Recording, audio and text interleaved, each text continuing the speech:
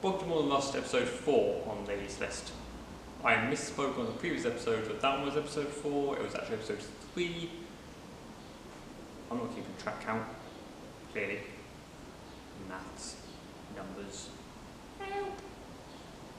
Anyway, in this episode we are finishing off the back end of the Celeste, which involves painting the centre section that's meant to be living here, which is currently over there, because the film is out of order. So painting that up, the last bit of that, which is going to go greyish silver colour to match all the black bits we did in the previous episode. After that, I really need to clean the bumpers, but being there's a lot of stuff on this car to clean anyway, I'll probably end up doing a video near the end of this project of me cleaning it. So once that piece there is done, I should turn this car around, which can be a pain with all the stuff in here. So it might be a bit of a bear with me moment while I rearrange the entire workshop. Again. Right, so as you can see, we've now painted the top and bottoms of this rear panel. They're now nicely blacked out. The next thing to do is to paint this centre silvery section. It may or may not go to plan, considering that, well, I found some paint, I just don't know if it's going to be much good. Masking time!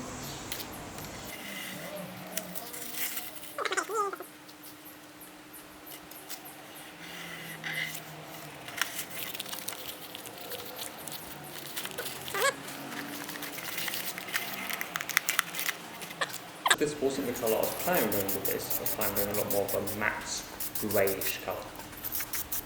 I don't think it looks too bad. I will finish painting it, let it all dry, put it on the car and generally just see what it looks like. If it looks like trash, I'll take it off and paint it again. Ta-da! The car's turned around. I would love to say it's magic. Unfortunately, it kind of doesn't exist in this workshop, apart from my brain. So if you want to know how I turn it around, next 2 or so minutes of very sped up footage will probably show you how. Just to forewarn you, there's a lot of swearing, moving, and you'll realise how much stuff is actually behind this camera right now. So this here is probably the first overview you've seen of, you can probably see about a quarter of the workshop. Yeah, camera hides it a lot. Now, because of very little things on these spots, I won't be using it. Just comment yourselves while I, time lapse my massive amount of moving stuff.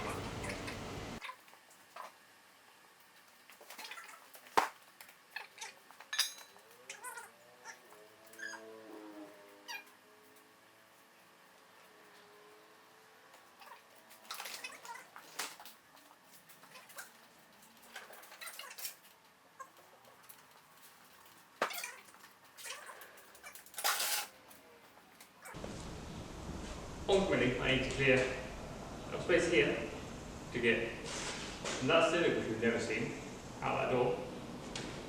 So I can get that out that door. So I can get that around the other way, back in through that door, to park up back over there so you can see it. There's a lot of stuff up in here. But look, full space!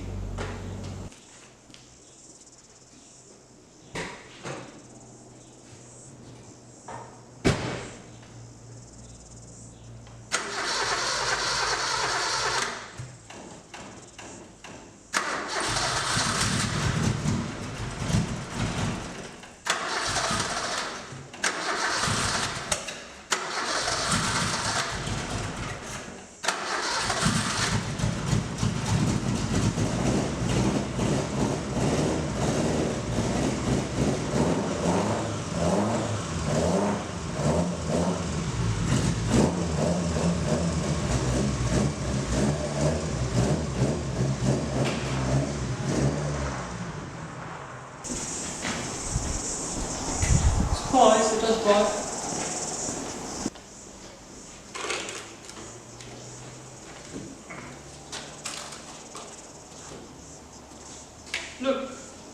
It's the boot hatch.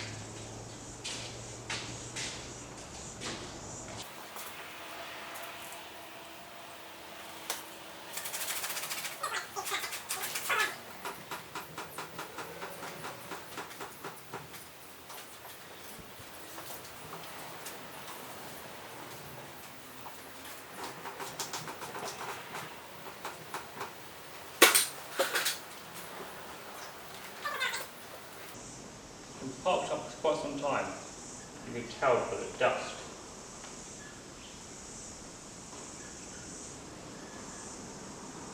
Keep on little messages in it.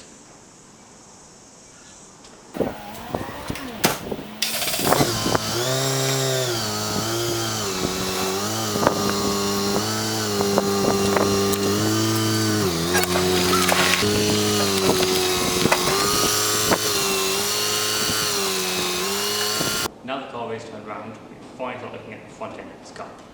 It's only taken us, what, 4 episodes to get here? It's about done time, right? So, it's immediately obvious when the car's turned around.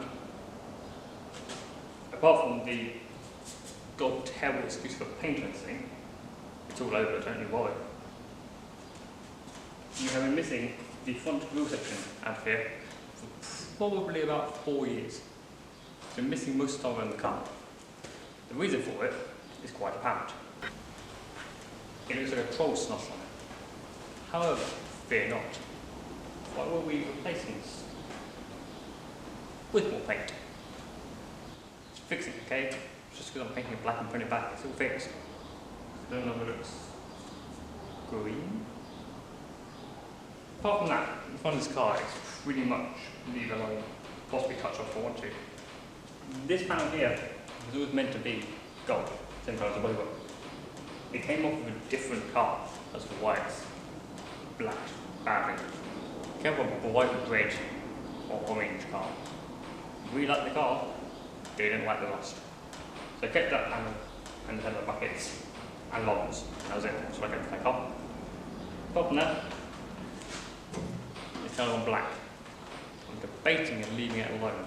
I'll see what happens when I start painting this panel. I'll see if that panel is painted as well. Also, just for any of you wondering, this is the engine bay of this Celeste. And yes, that is a 2.3 litre 4G63 shoehorned into a 1981 chassis. It fits, it works, and it is legal. The only pain in the ass bit is that it scabby as a rat's ass. But hey, I have paint and some cleaning supplies. I'm sure it'll get touched. Maybe. First off, let's fix this grille. This massive hole is not helping anyone. As you can see in front of me, I have the panel. I don't know if you can pick up on camera, but it has really badly faded to like a greenish hue on it. Again, that's mostly what I want to get rid of. It's got a bit greeny, grey, meth colour. And I've spent that much time on the back end of the car, trying to make that a little tidy. I really like this to look good as well. The other part of this that's quite, I suppose, different to most grills is the reflectors for the headlights are actually built into it. So there's actually a band of steel on the ends of each of these where the headlights go. They are also going to get polished up, but that's probably happen after I paint it, so I can paint it all and then basically clean off any overspray if I do have any on there. Before I've started, I've already moved the Mitsubishi logo from the centre of the grille. Again, it's actually quite good condition. The grille looks bad, the badge looks quite good. The other thing that's also been done is there's also been a repair on the, well, your right hand side of it and here. So the screws actually has been cracked between this point and this point and all the way down to here. It's been glued back together, it's been reinforced on the back to hopefully stop it cracking again. Right.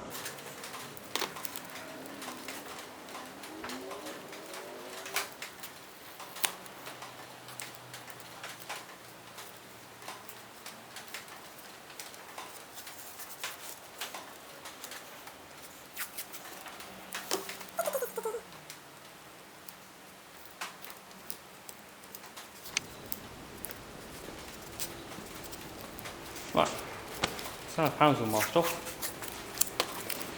I'm going to paint it black. Good old matte finish. Right, first coat's on. I'm waiting for it to dry. One thing I have noticed about this particular panel is obviously there's so many cutouts, raised sections and weird shaping on it. A coat from one direction does not cover everything. So I'm having to work my way around it and every single bit of it, which could take a while. So really we're here doing bits of this for a little while, I think. Also because, you know, it's my workshop, it's not that warm in here, so it'll take a while to dry again. Now well, needs must have been, you know, painting carpets. At least that tea. The next issue with the grill I've got to sort out are the catches.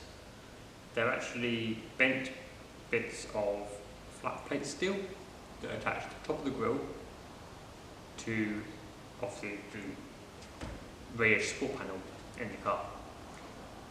Somehow I only have one of them, and because the grill is broken off or where the catches are meant to bolt onto, I don't think the original one's going to reach anyway. So I might have to go hunting to find some replacement items or make something. Best to go on with it. Okay. Right, to conclude today, we've managed to get the back end all finalised, painted up, and actually now we're all done apart from the final clean up and generally fettle of everything back there.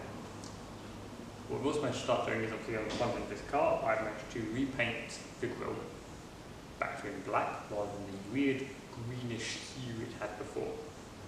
And if I'm honest, it's come up pretty damn good. Now, at this stage I don't really know where the next video will be. Like yes, we need to make the brackets up for this and clean it down. But I've got a weird thing I've forgotten something.